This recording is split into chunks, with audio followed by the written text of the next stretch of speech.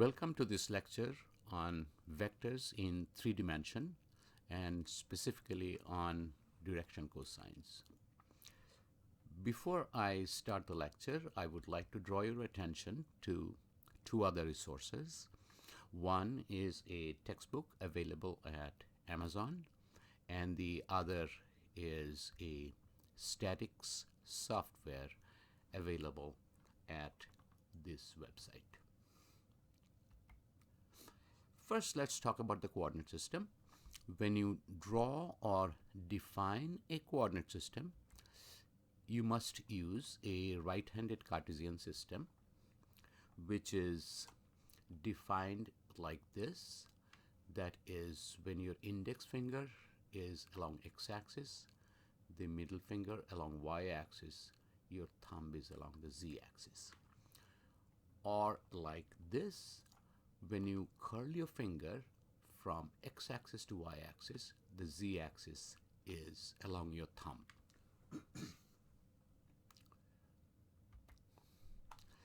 So here we show a vector, vector f, which has three components, fx, fy, and fz, along the three coordinate directions, x unit vector, y unit vector, and z unit vector.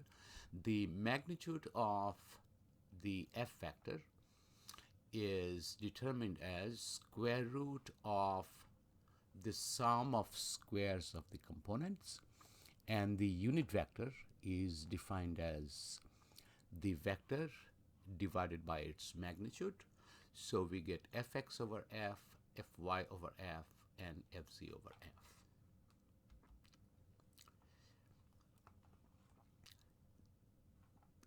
The direction angles theta x, theta y, and theta z are defined in this diagram, where theta x is the angle between the force and the positive x-axis. Theta y is the angle between the vector f and the positive y-axis.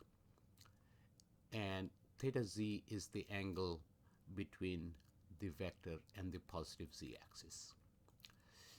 Here we show another diagram. P is the tip of the vector.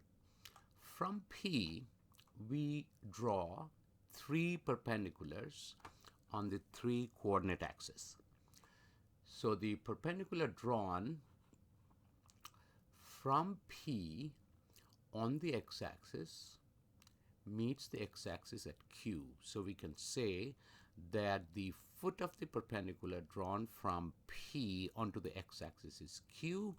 Similarly, R is the foot of the perpendicular drawn from P onto the positive y-axis. Foot of the perpendicular drawn from P onto the z-axis.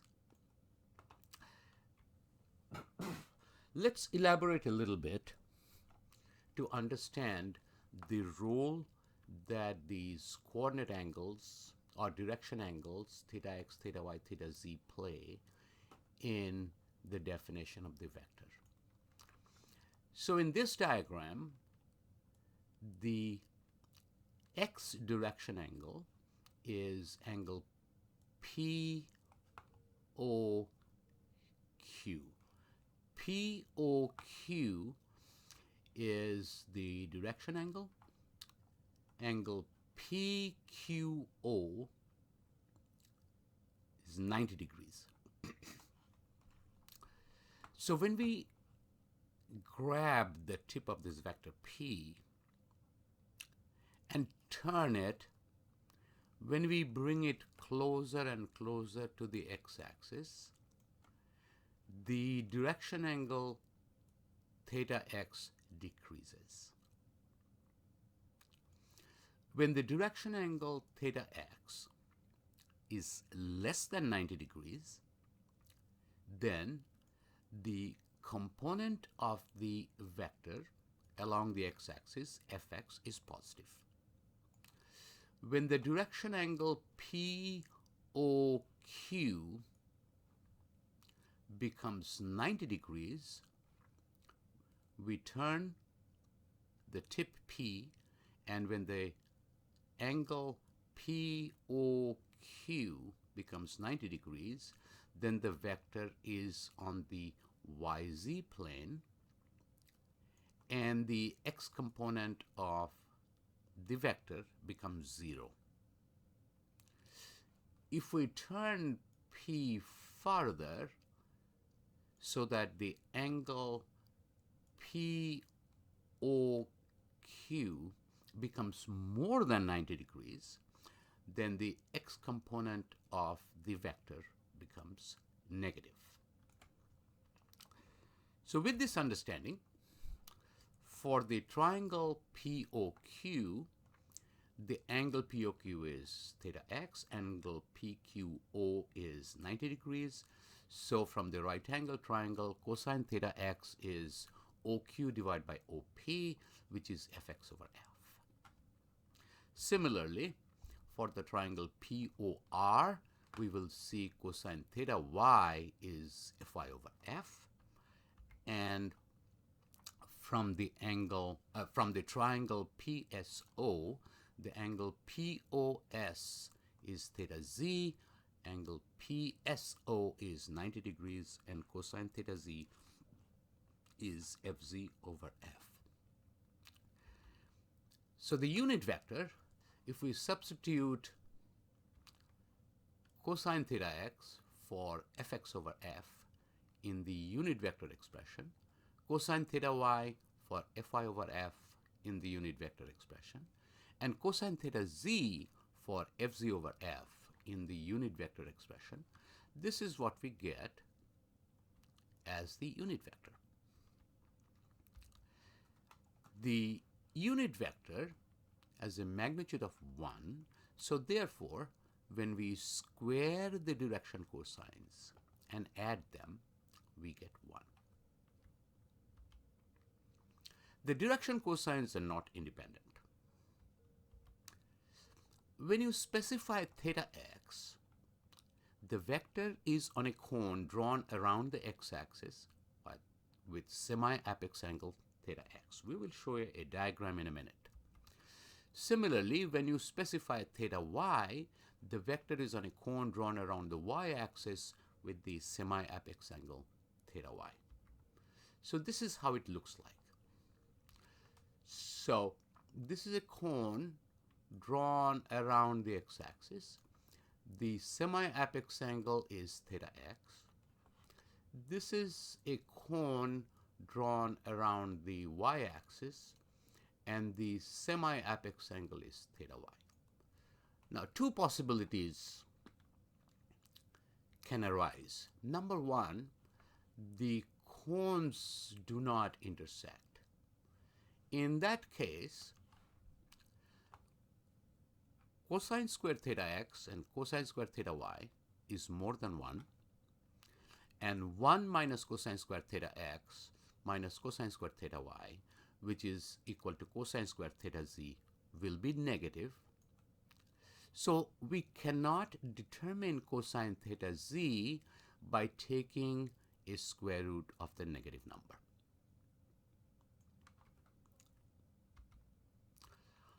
However, when cosine squared theta x and cosine squared theta z are less than or equal to 1, cosine theta z, which is a square root of 1 minus cosine squared theta x minus cosine squared theta y, this quantity under the radical sign is positive, so we can successfully calculate the square root. But then we will have to put a plus minus sign in front of it, which means cosine theta z can have two values. And there are two vectors that correspond to these two values, one for positive cosine theta z and one for negative cosine theta z. And so these are the two vectors, one corresponding to positive cosine theta z and the other corresponding to negative cosine theta z. Let's look at some examples. Let's say fx is given as 300, fy is given negative 200. Cosine theta x is 0.4. We have to write the vector in Cartesian form. From our definition that cosine theta x is fx divided by f, we rewrite the equation in this form. So we can find f as 300 divided by 0.4, which is 750.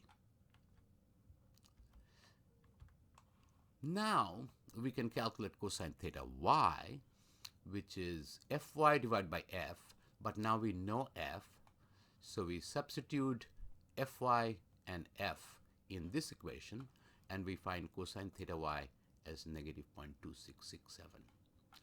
So with cosine theta x known as 0.4, cosine theta y known as 0.2667, we can find cosine theta z as plus minus square root 1 minus cosine square theta x minus cosine square theta y. So cosine theta z, as noted before, has two values. One is positive and one is negative. So now we can write the vector with fz calculated from f, which is 750, multiplied by cosine theta z. We get fz, two values, plus minus 657.6. So the f vector is written as such. In this example, we have f given, cosine theta x given, cosine theta y given. It's a pretty easy problem. We can find cosine theta z from here as plus minus 0.4472. So fx is f times cosine theta x, fy is f times cosine theta y, and fz is f times cosine theta z, and so the vector is as such. Now fx is given as negative 800, cosine theta y is given, cosine theta z is given, so we can calculate cosine theta x as plus minus 0.4472. Then we use the definition of cosine theta x, rearrange to find f equals fx over cosine theta x, which is plus minus 1789. But here you have to be a little careful. Just because f is the magnitude of the force, you cannot have this plus minus sign, because magnitude is always positive, hence f equals 1789.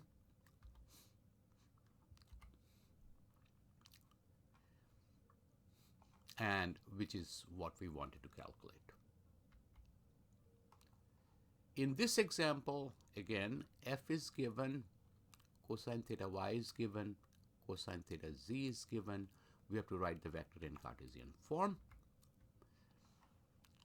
We calculate cosine theta x, but the quantity under this radical sign, when we substitute the values for cosine theta y and cosine theta z, this value becomes negative. So cosine theta x cannot be calculated. Hence, there is no solution. And incorrect information provided, this vector does not exist. Thank you for listening.